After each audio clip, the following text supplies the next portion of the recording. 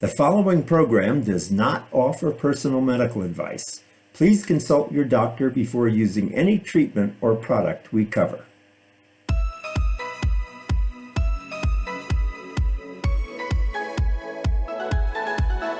Welcome to Go to Health Media with your host, Jonathan Marks. We provide a welcoming environment where experts educate you on important health topics, answer your questions, and provide information from which you can benefit in consultation with your doctor. You can visit and subscribe to the show at gotohealthmedia.com. And now, here is Jonathan Marks.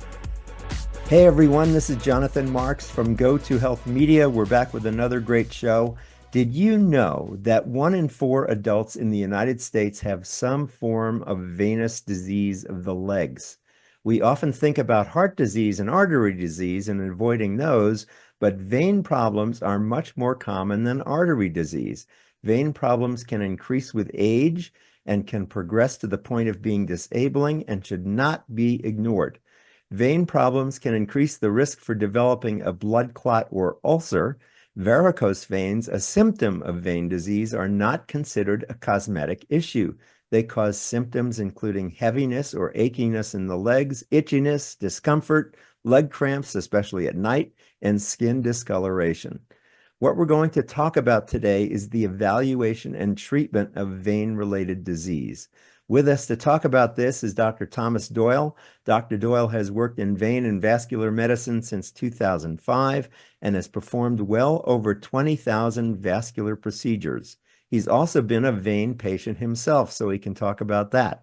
And Dr. Doyle is certified by the American Board of Venous and Lymphatic Medicine. To show you more of who he is, Dr. Doyle has been board certified in emergency medicine since 1994 and impressively has participated in extensive medical relief missions in Louisiana and Mississippi after Hurricane Katrina and in Haiti after the 2010 earthquake. Dr. Thomas Doyle practices at Columbus Vascular Vein and Aesthetics in Westerville, Ohio, just outside of Columbus. You can reach him at the website cvva.care.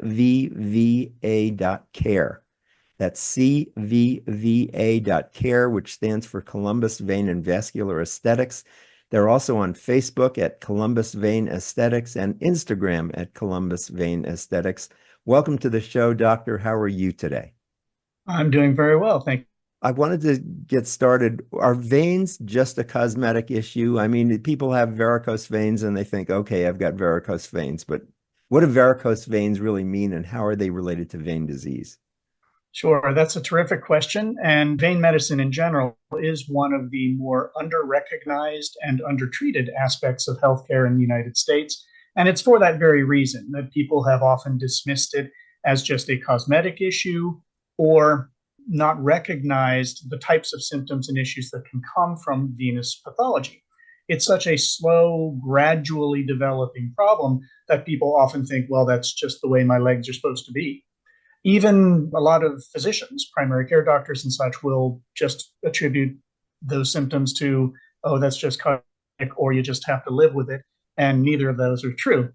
If I could, I'll start a little bit about how venous pathology works. If you think about it physiologically, blood comes down from the heart in the arteries, makes its way to the legs, gets used by the tissue, and then has to come back through the veins.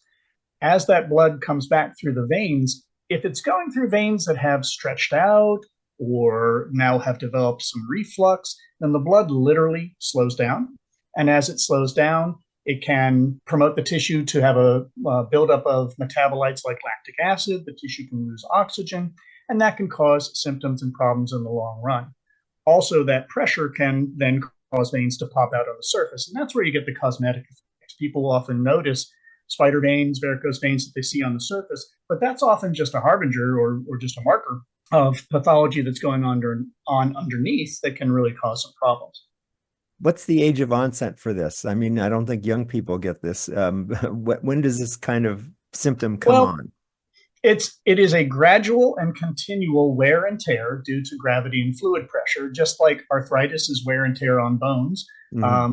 Venous disease is wear and tear on the veins. Think about a balloon. If you take a balloon and blow it up too many times, it can lose its elasticity and become soft and floppy. That happens to certain veins in the legs just because of trying to fight against that backflow and pressure that gravity is putting on them. So, just like arthritis, almost everybody will develop some issues with veins over time due to that wear and tear. There are a lot of risk factors that can mean that some people will get it earlier than others, but I've treated people in their teens. It can come on very early in certain instances. There are certain risk factors. Pregnancy and hormones is one. That's why women tend to get them more than men, but we probably see about 35% men in our practice. And I actually have been a patient, so I can kind of vouch for that effect. Yeah, Um, tell us a little bit about that, about being a vein patient. What was that like for you? sure, sure. Well, it's the type of thing that as I started out in the mid 2000s seeing vein patients, I was looking at their legs and then I was like, looking at my legs. And then I thought about it. I had a lot of symptoms, particularly night cramps, where I would jump out of bed in the middle of the night and my wife would look at me like I was crazy because my legs were cramping. And then I put two and two together, which up to that point, and had already been a physician for quite a while at that point, I hadn't put the conclusion together that venous disease could cause those symptoms. So I had a procedure called an endovenous ablation, which is the type of procedure that we offer, among others. What it achieved was a great improvement in the symptoms that I had. My cramps went away about 80 to 90%. It was very successful. Great. So you mentioned earlier that it shows up a little bit more in women than in men. Are there Yes. differences in ethnicity or race at all? There really are not differences in ethnicity and race. The only difference might be in detection, because a darker skin tone is somewhat harder to then see some of the superficial effects, such as spider veins and discoloration that can come from venous disease. So it might be under detected Hmm. in folks who have a darker skin tone, but it's the prevalence of the condition is the same across all demographics. Got it. And what kind of symptoms are there that people should be noticing if there are vein issues that they're having? What symptoms would people have? Sure. One of the first and most common ones that people will get is swelling. They'll just notice that their feet or their ankles swell a bit more, especially at the end of the day. Another would be if you notice veins that start to bulge on the surface, new spider veins that appear, or bulgy veins on the surface that can have a little bit of tenderness or occasionally an ache or discomfort to it. That's another one that comes on fairly early is fatigue or achiness. You just feel like your legs are really tired, Mm. especially by the end of the day. And then symptoms such as restless leg is a very common symptom that can be related to venous disease. And the principle behind that is as that spent or used blood is trying to make its way back from the legs through the veins that aren't doing a good job carrying it, the blood pools there. And so you get the urge literally to move your legs and flush that blood out. And so that sensation that you just want to kind of pump your calves and move your legs that comes with restless legs can fit quite nicely with the physiology behind venous insufficiency. And we do notice that patients who have it treated often notice quite a bit of improvement in their restless legs symptoms. Is vein disease associated with any other conditions in the body, such as heart disease? Not in a direct fashion. Arterial disease is more directly associated with cardiovascular issues, and that's primarily because you're looking at a blockage effect there. You're looking at accumulation of plaque or narrowing of arteries and trouble getting the blood flow in. And Hmm. that is a high priority issue. Sure. Obviously, if you don't get the blood there to begin with, then you're running into problems. But venous disease is more of a passive issue. It's the blood trying to get back. And so it's more dependent simply on factors such as genetic predisposition or time and wear and tear. If people stand a lot for their job, so teachers, postal workers, all kinds of folks who are in positions where they might be standing a lot, they often will get this more frequently than other folks. So it's not directly related so much to any other issues because it's more of a just fluid dynamics issue rather than a pathological process like development of plaque. Got it. So vein health and vein disease are really something separate that you should be aware of. It's not connected with heart disease or anything else. It's really, you just got to be aware of what's going on with your legs.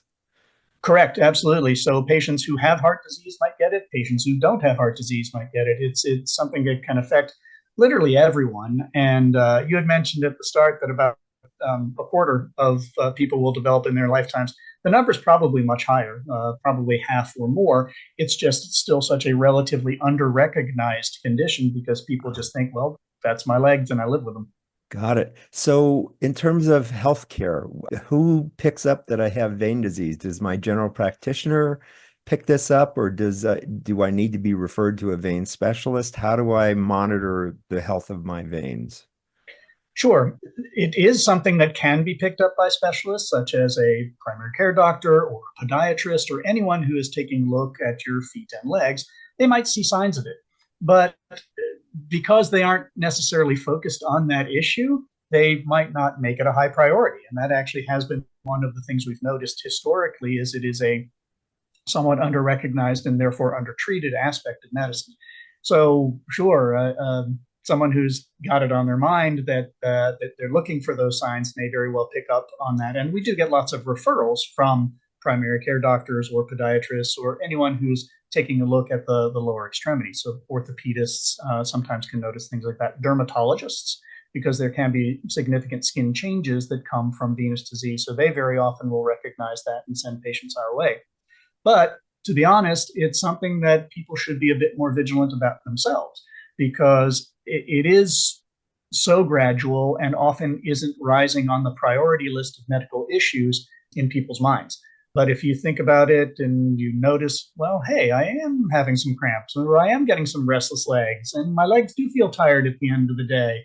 My skin is changing a little bit. These are symptoms that you can pick up on yourself and then very easily just present to a vein clinic for evaluation and treatment.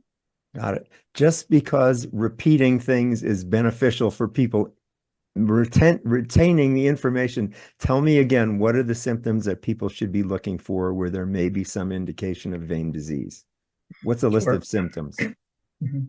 So some of the most common indications to get a vein evaluation would be if you notice symptoms such as swelling, fatigue, cramps, heaviness in your legs. And then, of course, if you notice skin changes where your skin is looking a little discolored, especially down towards the ankles, if you notice big bulging veins on the surface or spider veins, that's another sign of it. Restless leg is a symptom that is very commonly associated with venous disease. Mm-hmm. Of course, this can progress if it's unchecked all the way to the point where you get poor wound healing. And so your skin can get breakdown or ulcers. Folks who have diabetes and are attributing some of their skin wounds to just diabetic ulcers may actually have a significant component of venous insufficiency that's contributing to them. So any type of skin change, wound, fatigue, pain, cramp, all of those would be an indication to at least check your vein function. It's very easy to do. Great. And what's the difference between spider veins and varicose veins? Should I be worried about one more than the other, or are they the same thing? They're basically manifestations of the same spectrum. A spider vein is just a very tiny vein or capillary that became stretched out over time due to that venous pressure and therefore shows up as those kind of branchy, spidery veins. They're technically varicose veins themselves as well, but the more classic definition of a varicose vein would be somewhat larger. So a little bit bigger, bulgy vein that's standing up out of the skin a bit. That's more classically called a varicose vein. But to be honest, it's the same pathological spectrum.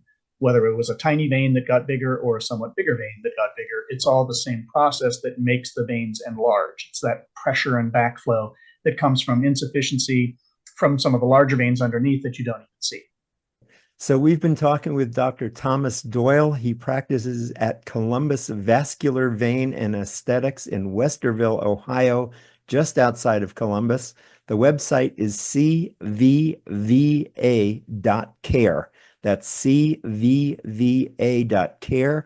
We will be back after this break with another segment with Dr. Doyle, where we'll be talking about treatment for varicose veins or vein disease, what can be done about it, how you can possibly improve your situation, either at home or preventive practices you can take at home to maintain your vein health. Stay with us. We'll be right back after this break.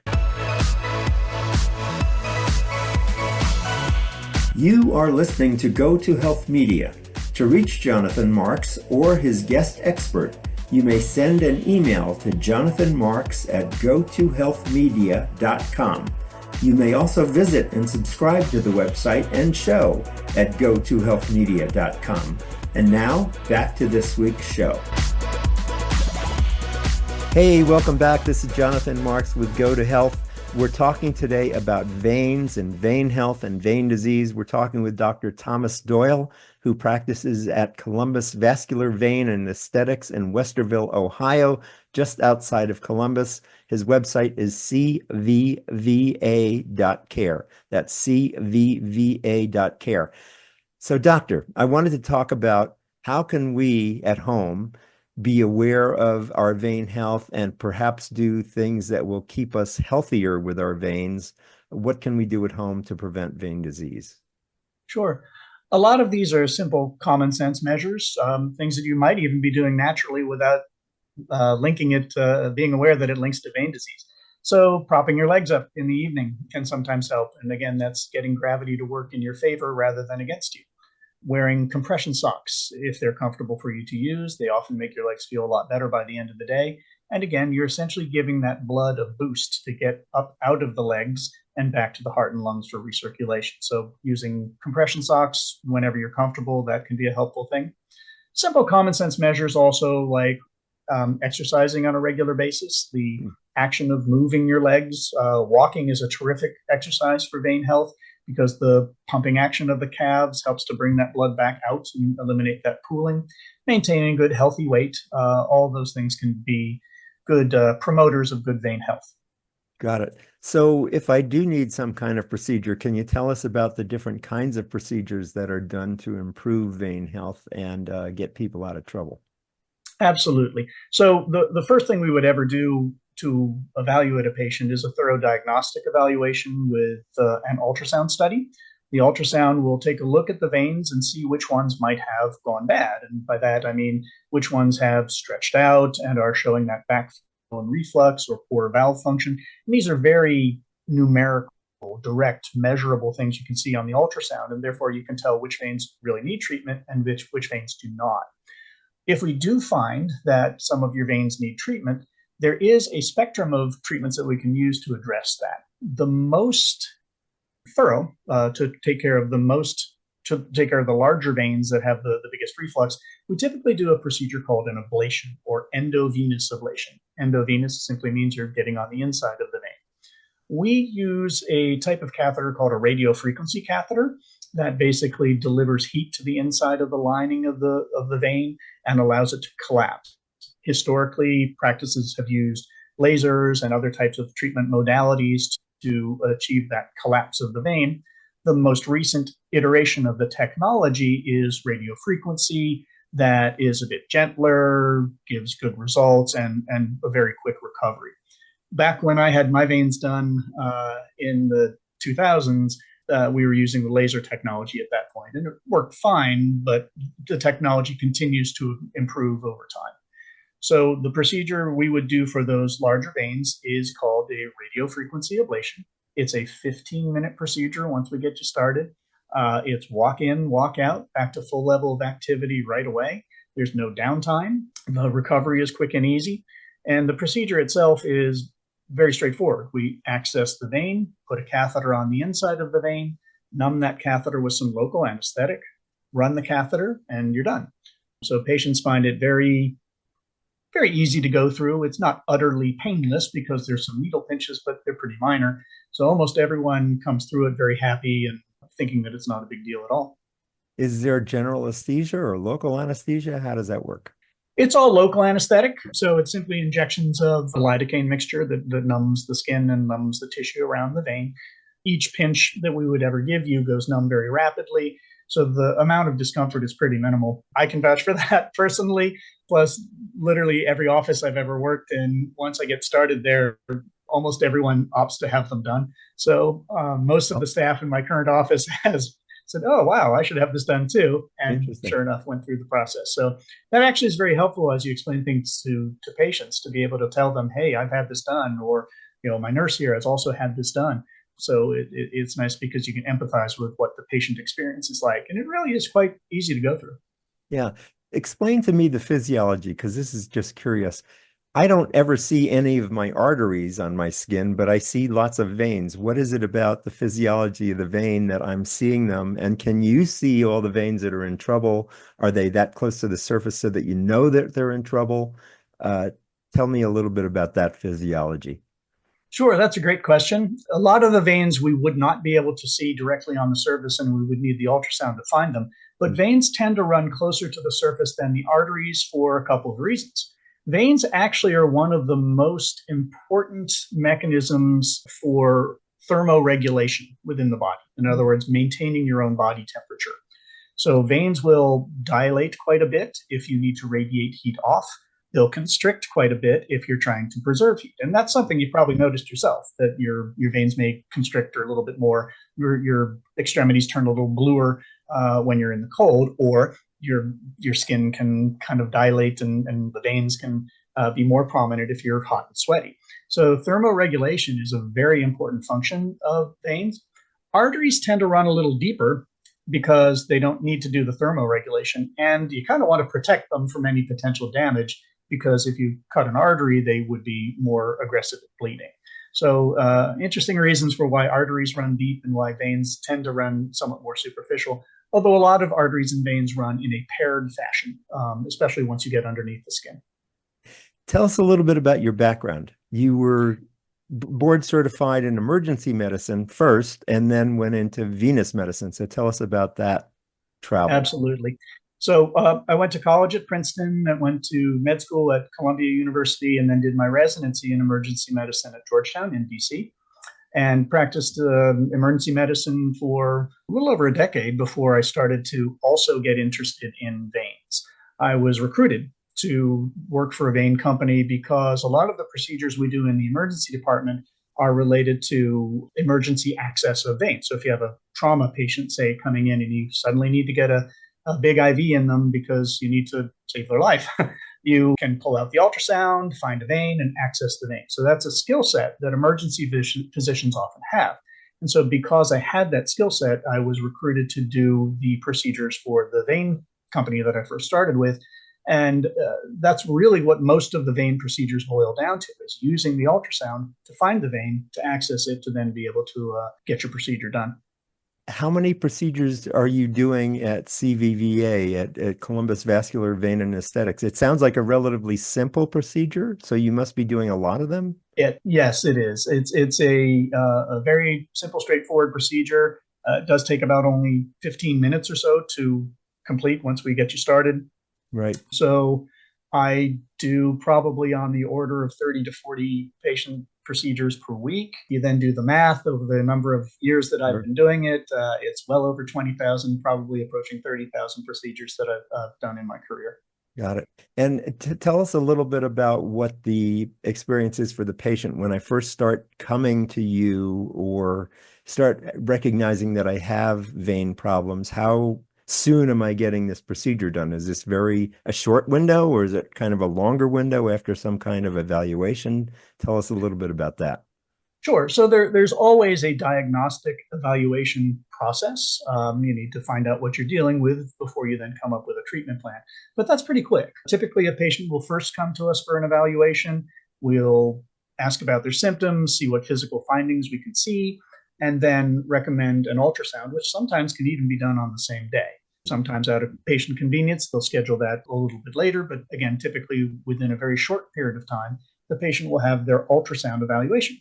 What the ultrasound tells us is very straightforward and in a numerical, measurable fashion which veins are bad. In other words, have they stretched out? Are they refluxing? Are they causing the problems that can trigger the symptoms? And if we find that certain veins are affected, then they become candidates for treatment. And it's very standardized across the nation, literally, which veins are bad and which veins are not. It all depends on how much they have stretched out and how long the blood is refluxing or going in the wrong direction. And these are things you see right on the ultrasound. So it takes away a lot of the guesswork to it. It's a very reproducible scientific approach to which veins actually are indicated for treatment and which veins are not. So going by the adage, if it ain't broke, don't fix it. If there's a vein that's still functioning well, we leave that one alone. But if you do find that you have significant reflux in some of these veins, we say, okay, now here's our treatment plan for you. Typically, we will then move on to the actual treatment phase within a very short period of time. Within about 1 or 2 weeks is our typical time frame to then have a patient come in to have their first procedure. Right. So it seems like it's a very simple procedure. It's a very simple diagnostic. It would seem then that the biggest barrier to vein health is actually patient recognition and perhaps talking about it with their doctor and then getting the doctor to refer to a vein specialist.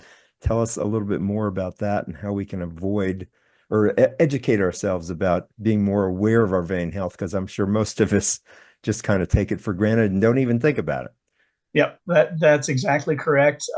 Patients reproducibly will tell me, wow, I never realized that my legs felt so bad. Right. When they have the procedure done, then they say, wow, my legs just feel better. There's more spring in their step, more energy. They feel better. So a lot of times it's symptoms you have just gotten accustomed to over years and years that you don't realize they were there until they're gone. So yes, it is important to be cognizant of what features you might have yourself. So if you notice swelling, bulging veins, spider veins, and then the symptoms, cramps, fatigue, restless leg, even obscure things like itching and skin color changes can come from venous disease. So these are things that it would be important to recognize within yourself. Often other physicians may not be paying quite as much attention to it. And historically, it has been an under-recognized and undertreated aspect of medical care, quite literally because it is so slow in developing, and also because historically we couldn't do much about it. Go back about 15, 20 years, and the ultrasound technology was not there. So patients used to have to go through a procedure called a vein stripping, which was a significant surgical procedure where you would cut the vein out and you'd even be hospitalized for that. Wow. So because it was such a major thing to go through, people did not have it done unless it was really, really bad. So now that we have the ultrasound technology and the procedures are 15-minute office visits, it really makes sense to be a bit more on top of the condition before it gets worse. Great. Good. So we've been talking with Dr. Thomas Doyle. He practices at Columbus Vascular Vein and Aesthetics in Westerville, Ohio, just outside of Columbus. His website is cvva.care. And we've been talking about vein health, vein disease, and just now, all the vein procedures that can be done that are really very simple. It's a simple diagnostic and it's a simple procedure, so that it's really up to us and perhaps our doctors to recognize the importance of vein health and vein disease and how simple it can be to take care of it and improve our health.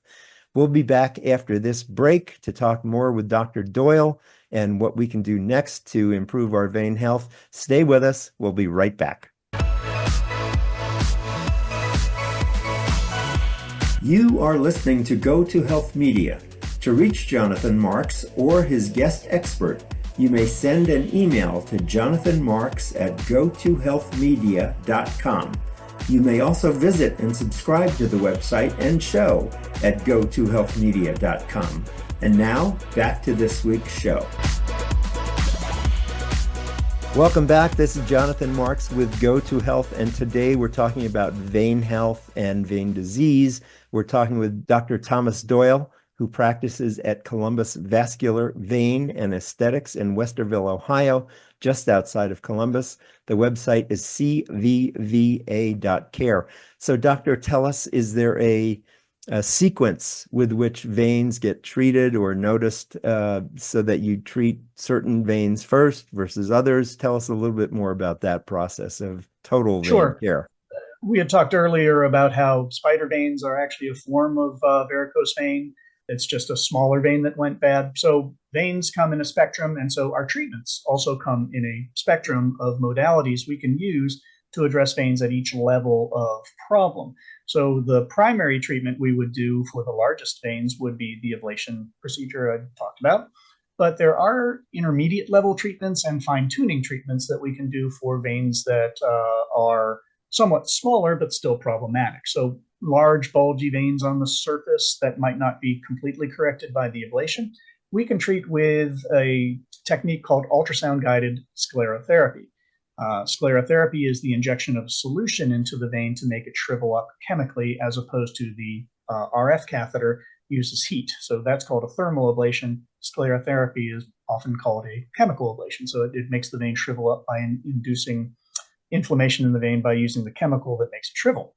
Mm-hmm. So that sclerotherapy can be done at varying sizes of the vein and varying locations, depending on where we see them on the ultrasound or whether they simply are visible and bothering you on the surface. And so there's a lot of fine-tuning we can do once we have initially developed the diagnosis and come up with a treatment plan for it. Good. Now, you mentioned that a lot of doctors refer to your office, but if I'm a vein patient and I notice symptoms, can I come directly to your office, or do I need a referral? No, you can come straight in. That's probably, if I had to guess, I'd say the majority of patients we get would come in on their own, notice their symptoms. They might have seen an advertisement or a word of mouth referral. So that's a large portion of our patients are actually not referred to us. We do get patients from doctors' offices who do pick up the conditions and the signs and send them over to us. But a lot of people are just out there picking it up themselves because, as I mentioned, it is a somewhat under-recognized condition. So please feel free to come on in if you notice anything that is potentially related to vein issue. Good. So you're located just outside of Columbus. It's a really a community of Columbus, Ohio, in Westerville. What other communities do you serve? Well, we serve the entire Columbus area, actually. We'll get patients coming to us an hour or 2 hours away. It just is a matter of convenience and access to the patient. So, yeah, we'll serve anyone from the entire greater Columbus area. Great. And how big is your staff there? Are there other physicians who do this kind of work? Are you the sole guy? Tell us about that. I'm the only physician. We do have a physician assistant who is excellent, and she will do a lot of the fine cosmetic work as well as some of the routine sclerotherapy cases. We have multiple medical assistants and ultrasound technologists and clinical staff. So we have a fairly large group of folks. We work very well together, and we're able to see quite a few patients. Great. And when you say fine cosmetic work, tell me what you mean by that. So once you get to the tiniest spider veins, a lot of times insurance companies will no longer recognize that aspect as being medically necessary because they're not as likely to be associated with symptoms. Often we can get quite a bit of cosmetic improvement as well as therapeutic improvement by addressing the veins with the ablations and the ultrasound-guided sclerotherapy, and the procedures we do in order to eliminate the symptoms also will have cosmetic benefit. But once you've hit that last stage where there's just some fine tuning left of some unsightly spider veins on the skin, that type of thing, then that becomes more of an aesthetic issue. And our nurse practitioner, Kayla Reiser, is excellent. She does great work with the tiny veins that often can complete what the patient wants. The patients often come in wanting both significant symptomatic relief and cosmetic improvement. And the treatments do deliver both. Great. And what kind of insurance do you take? We take almost every commercial insurance. We take Medicare, we take Medicaid. I think there's one or two insurance plans out there that don't have us in network, but for the most part, we take almost every insurance. That's great to hear. So there shouldn't be any boundaries or problems in coming to see you because your insurance will be covered. Great. So we've been talking with Dr. Thomas Doyle. He practices at Columbus Vascular Vein and Aesthetics in Westerville, Ohio, just outside of Columbus. The website is cvva.care. Thanks so much for being with us today, Dr. Doyle. It's really great to learn about veins, the importance of maintaining vein health, and the simplicity with which your veins can be treated if you have some kind of problem. Yeah, absolutely. It's been my pleasure. Thanks, everybody, for watching. And again, as we always say at the end of every show, go to health. Take care. We'll see you again next time.